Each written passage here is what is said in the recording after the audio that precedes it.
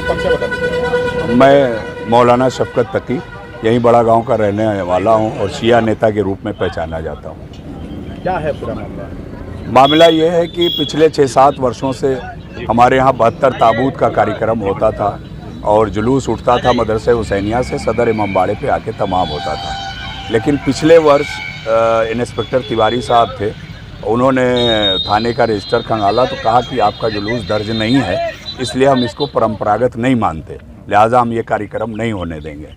तो बहुत मेहनत और कोशिशों के बावजूद उन्होंने कहा ठीक है, अपने कैंपस में आप कर लीजिए, हमें कोई आपत्ति नहीं है। तो हम लोगों ने यहीं इमामबाड़े के कैंपस में पिछले वर्ष किया था। लेकिन इस बार रात में 10 साढ़े 10 बजे कोतवाल साहब ने एसआई को भेजा और कहा कि भाई आप जो है कैंपस में भी ये कार्यक्रम नहीं कर सकते। सुबह फिर हमारी कोतवाल साहब से बात हुई तो उन्होंने यही कहा कि ऊपर के अधिकारियों ने मना कर दिया है कि वो परंपरागत नहीं है, इसलिए ये कार्यक्रम होगा ही नहीं। और मैंने बार बार समझाने की कोशिश की कि साहब हमारे यहाँ इमामबाड़े बने ही इसलिए हैं कि हम अगर कहीं से कोई आपत्ति हो, कोई दिक्कत हो तो हम अपने कैंपस के अंदर सारे कार्यक्रम कर लें, मगर वो कैंपस के अंदर भी करने देने को तैयार नहीं है, जिसकी वजह से हमारी पूरी कौम में आक्रोश है और सारे बच्चे मायूस हैं यहाँ खड़े हुए हैं। कोतवाल साहब का नाम सिंह साहब हैं कोई, हाँ सिंह साहब हैं, वही कोतवाल हैं यहाँ। क्या लगता है, मनमानी कहें इसको या दबंगई कहें, क्या कहें? मुझे तो बिल्कुल मनमानी, इसलिए कि हमारे यहाँ एक नहीं 8-10 इमामबाड़े हैं और पूरी हिस्ट्री में आज तक कैंपस के अंदर कोई भी कार्यक्रम करने के लिए न परमिशन लिया जाता है और न प्रशासन की तरफ से कभी मना किया जाता है। ये इमामबाड़े और मस्जिद इसीलिए बने हुए हैं कि हम अपने धार्मिक रसूमात को उसमें जाके आज़ादी से अंजाम दे सकें। बाहर अगर निकलना है तो चलिए परमिशन की ज़रूरत है, हालांकि ये भी हमारा परंपरागत है। रजिस्टर में दर्ज न करना और करना उनकी जिम्मेदारी है।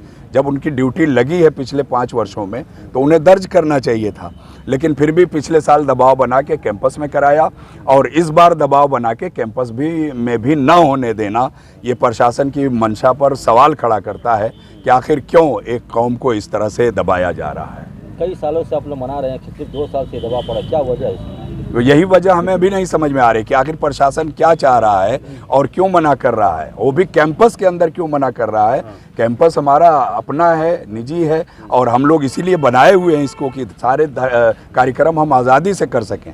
तो हमें ठीक है, जुलूस पे उनको आपत्ति, उनके रजिस्टर में दर्ज नहीं है, तो इस मंशा पर भी सवाल है कि आखिर परंपरागत कै साल में होता है। 7 वर्ष उठ चुका और उससे पहले भी बच्चे छोटे छोटे ये कार्यक्रम करते थे और हमारे यहाँ इस बस्ती में मुहर्रम के 2 महीने 8 दिन किसी भी शिया बस्ती में चले जाएं, रोज़ कार्यक्रम है, दिन भर कार्यक्रम है। हर घर में इमामबाड़ा 2 महीना 8 दिन सजा रहता है, मजलिस मातम होता है, हर इमामबाड़े में लगातार असरा खमसा सब कुछ जारी रहता है।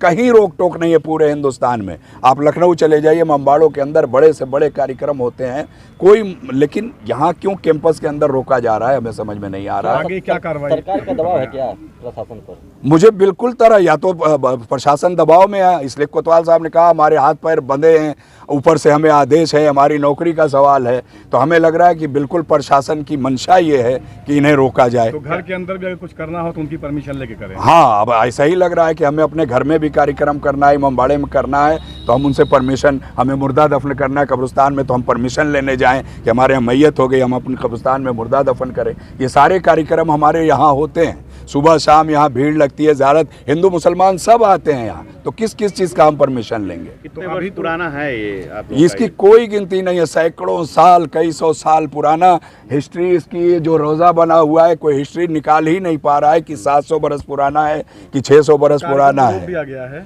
आगे क्या करेंगे आप लोग? हम यहीं बैठे हुए हैं, हम इंतज़ार में हैं कि हमारी आवाज़ पहुँचे और किसी तरह हमें प्रशासन यहाँ ठीक है रोड पे बाध्य कर रहा है तो, लेकिन कैंपस में हमें ना रोके, तो हम इसीलिए बैठे हुए हैं कि बात हुई आपकी? हाँ, आला अधिकारी फ़ोन नहीं उठा रहे हैं, एसपी साहब फ़ोन नहीं उठा रहे हैं, एडिशनल साहब का फ़ोन नहीं लग रहा है और बाकी राजनाथ जी को अभी लेटर भेजा जा रहा है, वहाँ बात हुई है तो उन्होंने कहा डिटेल लिख के हमें भेजा जाए, राजनाथ सिंह जी के पास जा रही है। बाकी मध्य प्रदेश किया जा रहा है, ऐसा लग रहा है? बिल्कुल जानबूझ के किया जा रहा है। पिछले साल भी जानबूझ के तिवारी जी ने रोका तो खैर इतना उन्होंने रहम कर दिया कि कैंपस के अंदर कर लो, लेकिन उससे आगे बढ़ते हुए इन्होंने कैंपस के अंदर भी रोक दिया। इंसान को अगर गम भी मनाना हो तो इनसे परमिशन ले कि हम कब रोएं, कब ना रोएं, कब मातम करें, कब नौहा करें, सब परमिशन।